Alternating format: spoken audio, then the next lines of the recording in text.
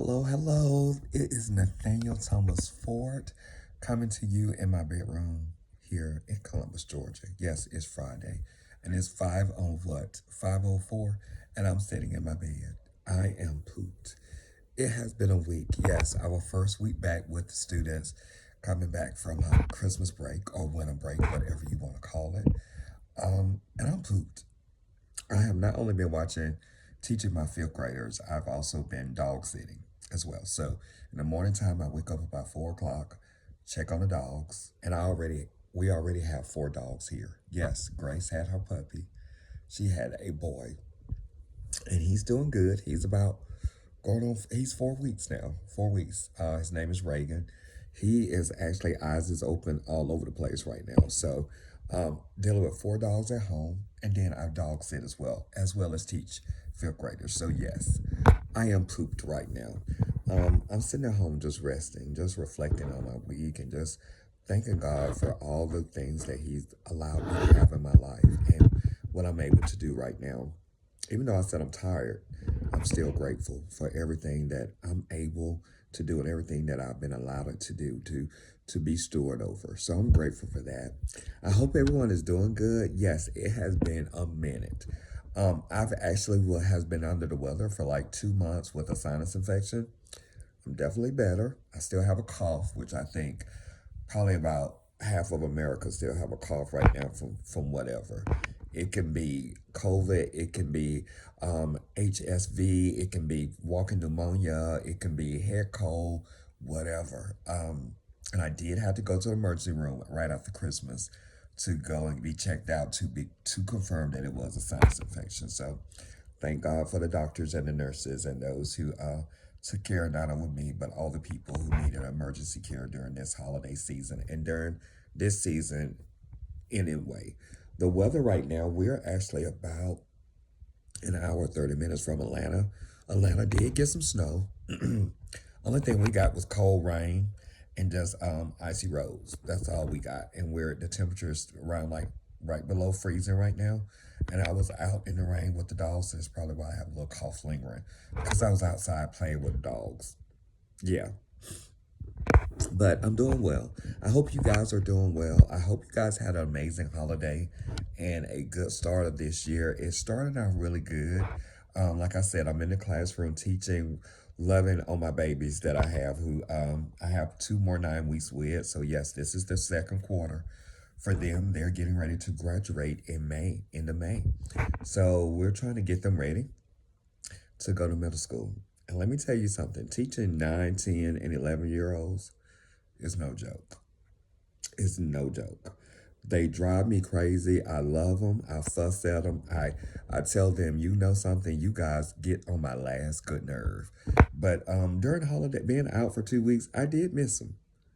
And I know they missed me because they made up for it this week. But everything is going well. The family is doing good. Charles is in the other room working.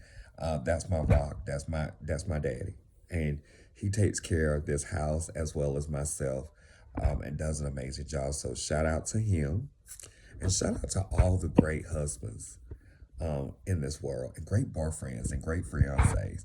I am truly, truly, truly blessed to have him in my life, and every day we go out our way to make sure that each other knows that. And the reason why I want to talk to you guys, number one, is to say hello.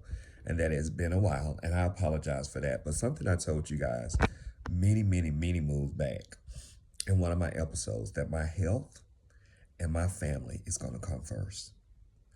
And then everything else, because I can't do what I need to do if I'm not healthy. My family is very important to me, meaning those that are in these four walls, very important for me. And my outside family is very important. So I'll always make sure that those three things are taken care of.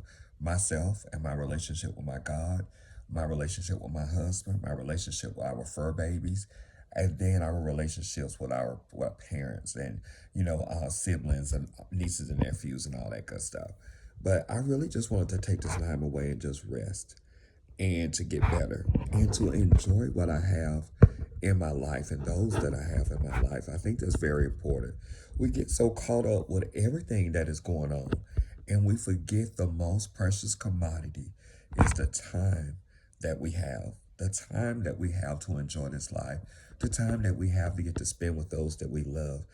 And most importantly, don't forget that time that you need for yourself. And I've been spending a lot of time with Nate lately, and I'm enjoying it. And I've enjoyed it so much that I've kind of got it fixed in my schedule to make sure that I step away, deprogram, breathe, woosah, let it go, let it roll off my back, and close my mouth and not focus on whatever, not making others' issues my problem. And it's been working, and I'm enjoying it. I'm going to continue that in 2025 for myself.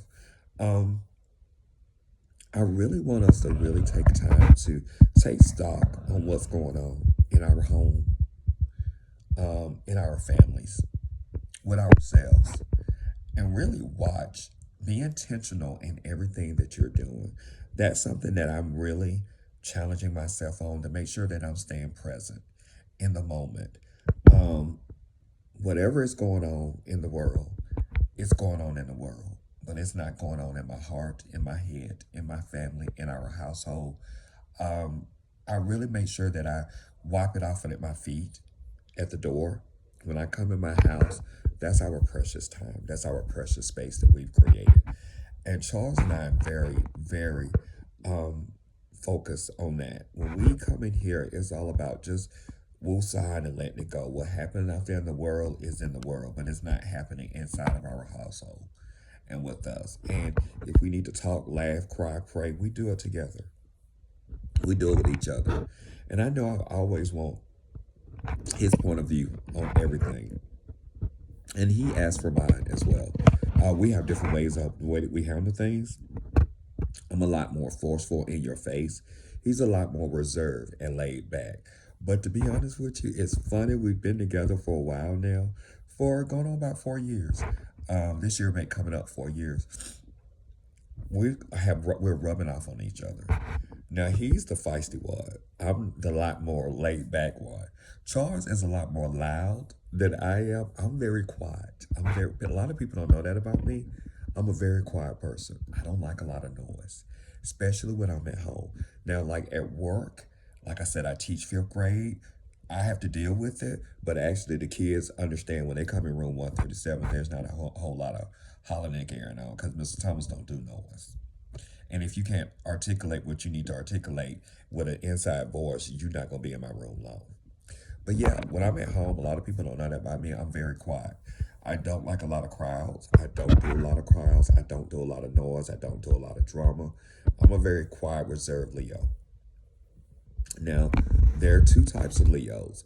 There's the opposite of me. That individual love, the parties, the limelight, all of that stuff. I'm a lot more reserved and quiet.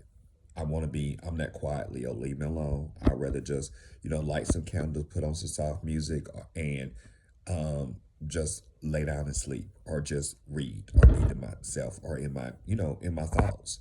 That's the kind of person I am. As I get older, I'm a lot more stuck to that. That's me in a nutshell.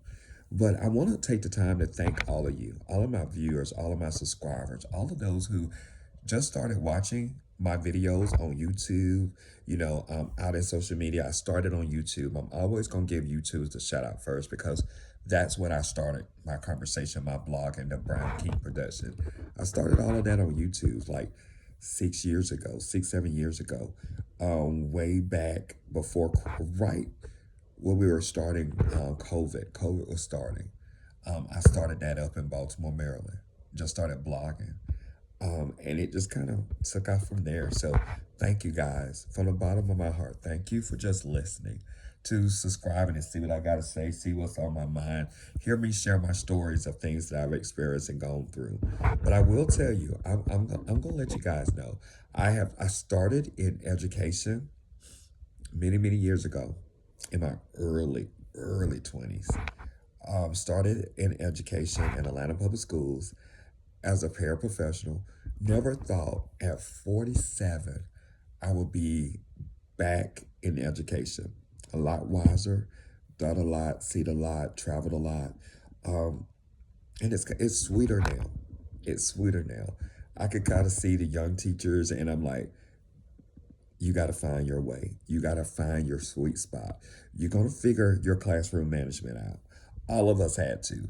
I don't even give them advice because I'm a type of person you can watch, you can pick up. I learned a lot by working with other teachers. And then I had to make it my own.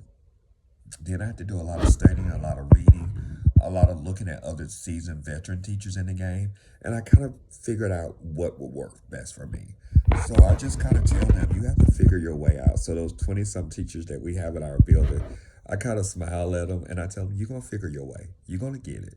You're going to not have to holler. Sit down, shut up, be quiet. You're gonna figure it out when your voice start going out or you start getting frustrated, or your class start running over you or not respecting you. You'll figure it out, like we all had to. But I'm enjoying it. Like I said, doing it now is different, and I will take it from number one, starting from the bottom and working my way up, and then also working in corporate America for 20 something years. Actually helps me to come in and be like, I know I can manage people. I can manage grown adults. So managing kids is to me is the same. Only difference is the kids are a lot more flexible and adaptable and open to learn and doing different things than the adults are. But my little class, I will tell you, we're riding out. They're learning. They are knocking things out the park. I am the reading ELA art social studies teacher. So that's what I teach. And having this class that I have now, starting from day one, when they were doing no writing to writing pages of essays and stuff, I had to work from the bottom up with them. And we're actually doing opinion writing right now. This is probably like the eighth or ninth week that we've been working on that, and that's part of the GMAS, the Georgia GMAS, that they will have to, write and type, doing it on their Chromebook. So we're showing them strategies, how to map it out, how to use transitional phases and all that good stuff, how to write good, healthy sentences and punctuation and all that stuff like that. So we've been working on it, and to see them actually writing and going back and reading what they're writing, it makes my heart piddle. I mean, I just smile and light up like, oh my God, they were listening. They're doing it right. They're using transitional words, and it's funny. When I'm reading from them, it's funny. I'm loving it. I'm loving it, seeing their personality, their creativity in their writing. And I'm like, I'm so proud of them. I'm so freaking proud of them. So when I'm having those conversations with the leaders in the build, co-teachers, and teachers on a grade level, and just teachers in our building and the administration, it's really fun to just sit back and be like, oh my God, you remember when you started in October, Mr. Thomas, with them, and look what they're doing now. So it's amazing. So I'm smiling because I'm so proud of them, and knowing that, something, I got 18 more weeks with them. 18 more weeks with some of them. And some of them I got a little bit longer. Some of them we already know who we're going to get ready and transition to sixth grade. Some of them we already know who's going to remain. So we're getting ready to have those conversations with those parents now. So they won't be shocked. They already know that, the first half of this year, your child, didn't fare well. They failed a couple subjects, two or more subjects. So we got to go ahead and know what it's going to look like for them next year. Now, we're still going to teach them the second half of the year, but they kind of wasted, the opportunity and missed the boat on this one. But I'm still going to love them. I'm still going to keep working with them to help them be able to be set up for success for next year, whether they're remaining in the fifth grade or moving on to the sixth. And we're getting them ready. Like, we're pretty much telling them now, you are pre-sixth grade. So it's ready for us to start having those conversations. And there are some conversations we're not going to have with you anymore because you are in the sixth grade. So, but like I said, it's a lot that goes into it, especially in a school like I'm in. I'm in a Title I school. That's a school where we have a lot of resources poured in to help the kids, because those kids coming from household that don't have a lot. When I say don't have a lot, they may have a hard time trying to pay power bill or water bill, or it's low income all the way. Like, all the way. I've never kind of worked in a school that was so low poverty before in my life. So it is an adjustment for me. So having conversation with kids like, hey, I need you to have this, this, and this. I have to be able to say, you know something, don't worry about it. We'll get that for you. But what I'm doing is teaching them how to take care of what they have, because it is not the world's responsibility to give you what you don't have. And since it's being given to you, you need to learn how to take care of it and say thank you and understand where it's coming from. Because I let the kids know, okay, this was donated to us by such and such. These books was donated to us by, let's say, my family. My family do a lot for my classroom. My sisters and my sister and mom them buy a lot. My husband buys a lot for my classroom, and I let them know this is where this came from. And when I buy something, I let them know, hey, Mr. Thomas bought this. So when I see it on the floor, please know that's not you're not gonna get it again. You're not gonna get it again because you're wasting what you have, and you have not paid for a dime, nor have your parent. But you need to be good steward of what you have and appreciate it, because you may not get it again. Okay? So I'm teaching them a lot of the life lessons, because I'm gonna be honest with you. Some of them are not getting it from home. Some are, but majority are not. Even like Christmas, we did like um, gloves. I bought gloves. I bought skull caps. I bought scarves for them. We also had a tree in front of in the main aisle of the school, where the principal allowed the kids to get what they need. So, if get as an example, Mr. Thomas, how many kids in your classroom you have in need of cold wear items? And I would say I got 7 or 8, and the principal would say, okay, after lunch, go ahead and send them down to me, and we make sure they get what they need, whether it's a scarf or a hat, a glove, coats. We had coats that were donated to our school, and I had kids in my classroom that was wearing like little jackets. And like right now, the temperature is 20 something degrees. I have to teach my kids what winter wear looks like. Like, okay, you got to have some thermals on, and if you don't have thermals, let Mr. Thomas know, and we would get that for you. Or and I ask the kids directly. The parent, I send letter home to the parent and let them know, like, hey, we're doing X, Y, and Z. Would you like for your child to participate? But to be honest with you, I see those kids 5 days a week, from 7:30 in the morning to 2 o'clock. I know what their needs are. So if I see that a child is needing a coat, I'm going to make sure I put that child on the list to get what he or she needs, so they can be successful. And I'm also one of those teachers that have lotions and, little toothbrush and toothpaste and stuff for them to go in the bathroom and brush their teeth and all that. We even do things like, we see a child come to school and their uniform is not looking the best. We would go ahead and get them a new uniform. The one that they have on, we would send them to the restroom, switch out, put that uniform in the bag, and that old discarded one, and we were actually going to wash it and clean it. We do all of that. Actually, I call our school a full service school. We do more than just teach. I've had to get combs for my little boys to comb their hair. Same thing with little girls. We make sure we have barrettes and rubber bands and all of that stuff. It's different now as I teach than when I started 20 something years ago, because I was in Atlanta. I was in the inner city, but those kids came from great homes. I worked at Centennial Place Elementary. Shout out to Centennial Place Elementary and Cascade Elementary in Atlanta. I worked in those schools, and those family was a lot more full affluent. Now we had some kids that were in need, but it was like one or two. Like I said, I have a classroom where there's probably about 6 or 7. That's just my classroom, and we have 4 5th grade classes.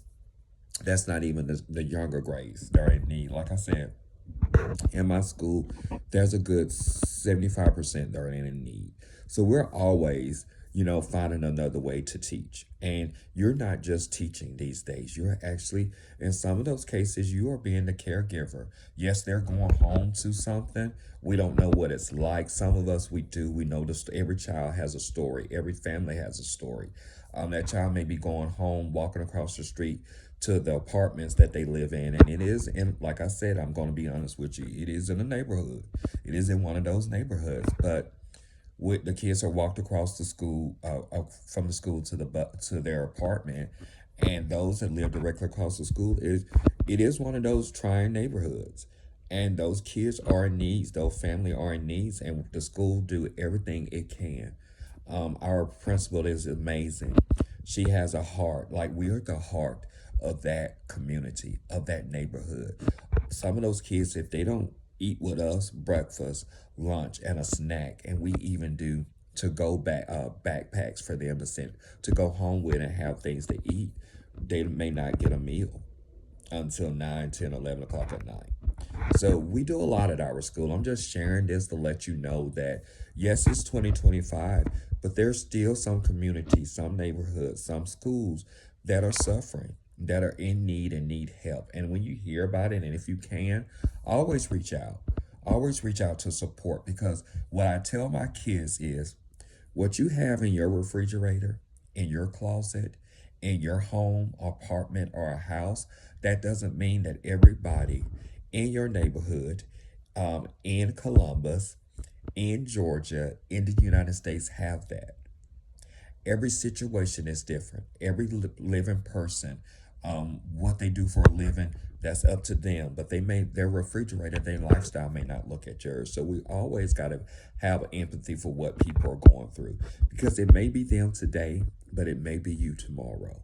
And in America, in the United States, in Georgia, all of us, I wouldn't even say 2 paychecks away from being homeless. I'm going to say a good paycheck away.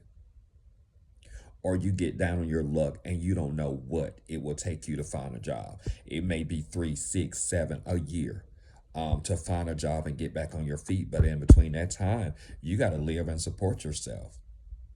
So during this time, as like I said, the temperature right now in Georgia is about 32 degrees. 32 degrees. I see little kids in my classroom or in our school walking in with a little hoodie on. Now, in my heart, I'm like, what the hell? What the fuck? Are you serious right now? But me being raised the way I was raised, I jump in and see, what can I do? What resources do I have? Who can I reach into? Who can I reach out to and say, hey, I got 7 kids in my classroom that needs coats. In the 5th grade, let's say we got, as an example, I know it's close to about 30 that needed coats. And like I said, my principal and our leadership team and other teachers, we have been amazing. When I say we have been amazing, we came together and did what we could do in our building. We also reached out in the community and got those fraternity and sororities that donated things, coats, to help us be able to give the kids that we know needed outerwear to be able to be warm in. And then you ask, like, really, Nathaniel, is that really going on? Let me tell you something. I challenge anyone. If you want to know the temperature of your environment, step outside of your 4 walls. Get out of your Mercedes. Get out of your SUV. Go down to those impoverished areas and see what the needs are. Now, it's easy to say, well, you know something, those people put themselves in that situation. But like I just told you, all of us are a paycheck away. How much money do you have saved in your saving account? Are you able to pull your 401 out? Yeah, you can pull it out, but they're going to tax that shit on the front end and they're going to tax it on the back end. The point I'm making is, it may be them today, but at everybody's life, all of us going to have to lay back and hurt, be in pain, be in a hospital, be cared for, be taken care of by somebody else that is not you. You may not have the resources. You may not have the saving account. Now, you're doing well today. You're working today. Use myself as an example. I'm doing well today. I'm able to take care of myself. I'm able to go to work, get paid, do what I need to do, pay my bills, save a little bit if I can. My refrigerator have something in it. As you see, my lights are on. But things happen. Life happens where I may have to depend on someone else to help me, to feed me, to clothe me. So you may want to check that in your heart. Do a heart check on yourself and see where you are. I was always taught it is better to give than to receive. My mom was one of those women. She was a missionary her whole life. She taught me how to be a missionary. It is not yours to say what someone can and cannot get. It was given to you. God allowed you to be able to do what you're doing and to have what you have. And as I said in the beginning, to be a steward of. And being a good steward of yours is an understanding that the universe owes me nothing. I came here with nothing. I will leave with nothing. So all of this stuff is material stuff. If I see someone that is in need and I can help them And better them, it is my responsibility as a human being, as a believer of Christ, to help that person. It shows what your light is on or if your light is off. And you who are believers, as myself, we were taught to be a light of the world, be a light to the world. And if there is anything, and something, I'm gonna be honest with you guys, as as Christians, as believers, as Christ, I've heard enough preaching. I can preach myself. I've been ordained to preach and everything, but I decide to allow my ministry to be the act of doing. Because anybody and everybody is called to preach and sing and be a prophetess and a prophetess and all that. But how many of them do you see giving? Ministering to those neighborhoods, to those homeless people, to going to the nursing home, going into the hospitals. We don't see a whole lot of that anymore. But you look on your television, you go to YouTube, everybody's a preacher. Big churches, big hairdos, 6-inch heels. But I'll be honest with you, I don't see a whole lot of them going to those neighborhoods and helping. Number one thing homeless people need is socks. Number two thing is going to be water.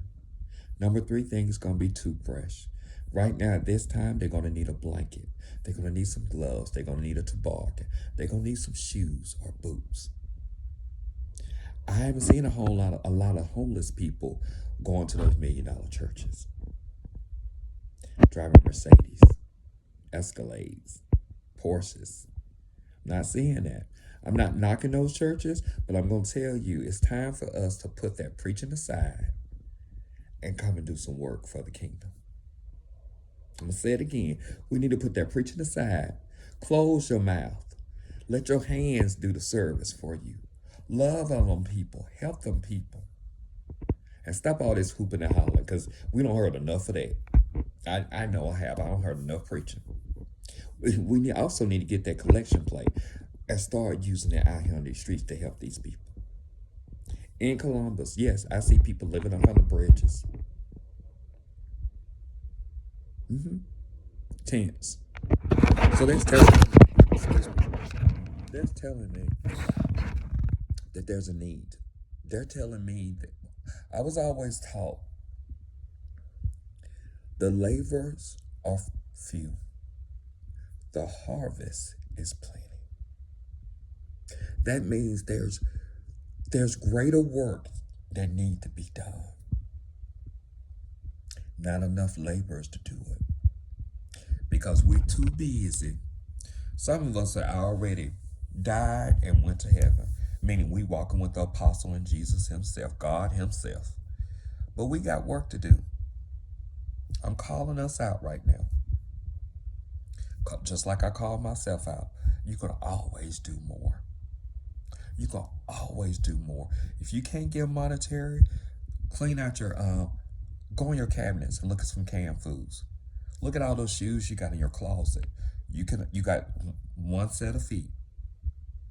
Shoes that you haven't even worn. Donate those shoes. Gently worn clothes. Donate those clothes. Donate those clothes. Go to the local elementary, middle, high school. Ask them if there's a need. Go to the nursing home. That's what my mom started us ministering at, is the nursing home. People in our community. Right now, this time of the year, my mom, our local church, my mom and those senior women will have us kids. They will drive us. Go see Sister So-and-so. See if she got her wood. If she got wood outside, go bring the wood from outside inside. Stack it up for her. Light it for her. That old wood burning stove, light it for her. Help her. They will bring us food. We will give enough food for them to be able to get through. Because as people get old, their blood gets thin. They need to be warmed. They need to be fed. They need to be loved on. Look them in the face. Look them in the eyes. See they're okay. Because people can get on fine, don't have no heat, don't have nothing to cook, don't have nothing to eat. So we need to go back to our old time. That old time missionary. Oh, you don't feel comfortable going to somebody's house? Okay. Go to Goodwill, grab some things. Go to the dollar store, fill up a bag. Knock on the door, put those things on the door for that person. We need to get back to that. We need to get back to loving on each other and caring for each other like we used to, like we were taught. It is not the president's responsibility to do it. It is not a stimulus check to do it. We are each other's keepers. And we need to do better by that. If you want to understand what's going on in your life, why there's a block, why you're not moving forward, why it seems like you're in the same place you've been 3, 4, 5 years ago, step outside yourself. Go to those places I just named, the nursing home, the hospital. There's a family there in the hospital right now. Been sitting there for 10, 15 hours waiting for it to be seen or a loved one. You just go in the front desk and ask them, can I leave? Can I go buy a couple meals? Go to Walmart, grab a bag. Go to McDonald's, Burger King, buy three Happy Meals and just ask them, can I just give this to some people that's been waiting to be a blessing to? We got to get back to that, people. We have to get back to that. We have to get better with taking care of each other. Like I said, it is not the president's responsibility. It is not the governor. Like I said, we need to come out of our throne, come off our thrones, come down and help the poor and the needy. Because my word tells me that the poor and needy is going to always be with us. And we need to understand, for us to be able to cross through those pearly gates, that there are some things we need to do. And wearing a $300 suit or a $500 suit, some $1,000, paying that big tithe, making that big salary, living that gorgeous home is not going to be the things that's going to get you into heaven. It's not. I give to the point where it doesn't feel like it's pain.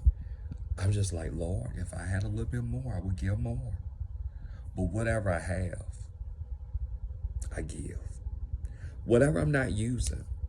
Like I said, my husband will tell you, I constantly go through my closet. And he does the same thing and rate it. What can we get rid of? Because I'm going to be honest with you, there's only so much room you can have in an apartment and in a house. So you have things like, for me,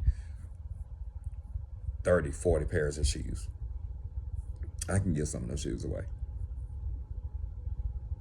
If I haven't worn it in a year, is it really useful to me? Is it really something I got to have? No. Give it away. Give it away. It lightens my load. It blesses me to be able to be blessing to others, because things that we can be having in our home and apartments, that can be something blessed, be a blessing to someone else. Someone else is right now praying for that, praying for some clothes. Like right now, I'm a size 30 in the waist. I had a bunch of 34s and 36 in my closet. Why? I got rid of all that stuff.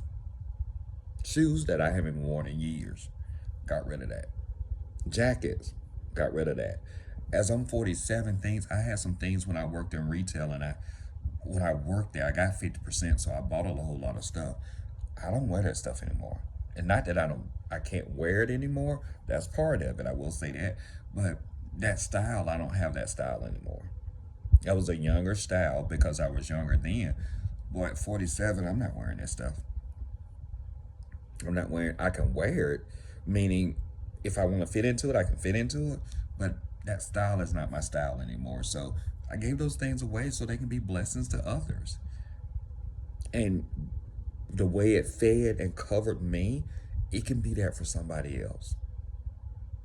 I want to challenge you guys, all of my subscribers, all of my viewers, if you're listening to this conversation that I'm sharing, go through your kitchen cabinet, see if there's anything. Now, if it's old, it's just some years old, just throw it away. But if it's some good for somebody else, let's donate those things. Clothes, shoes, underwear, just throw it away. Or just throw it away. That's hygiene purposes. That's not cute. That's not clean. Don't give nobody your old drawers. Throw them away.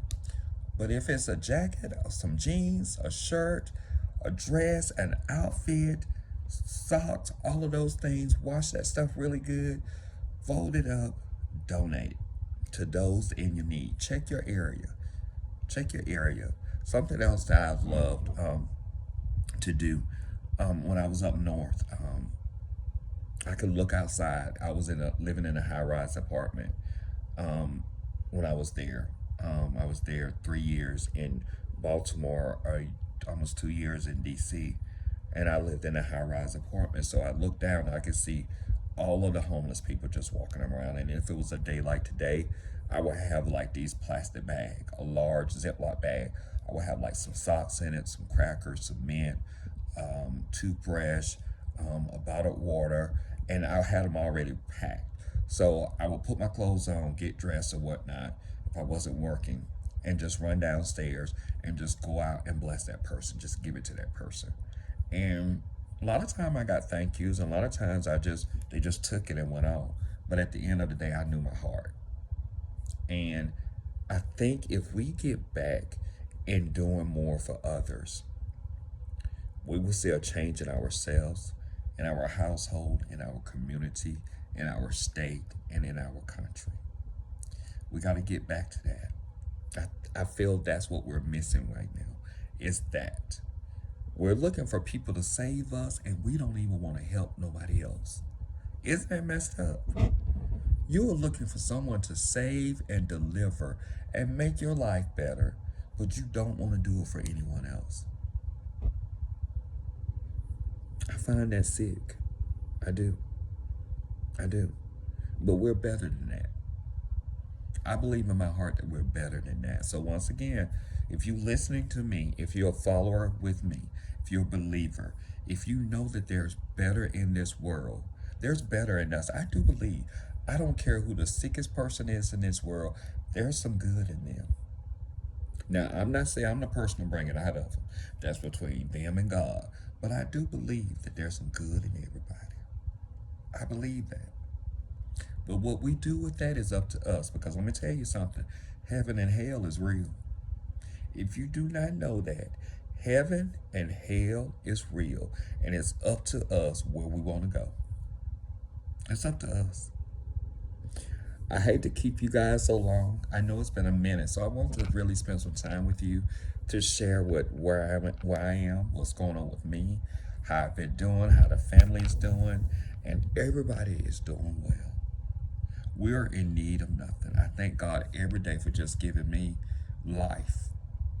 And so you would know why I do what I do and the way I am is because I had a conversation with my God, and I told him, you keep on doing what you're doing for me, I want to tell the world about you and how good you are and how good you've been to me.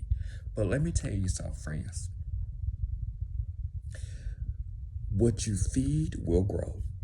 Whatever in you will come out. Whether you serving God or whether you serving yourself or whether you serving the devil himself, it's going to come out.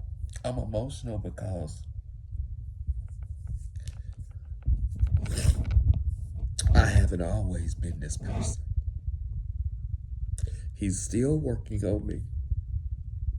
And the fact that I'm still here lets me know that God is still good. God will save you. God will keep you.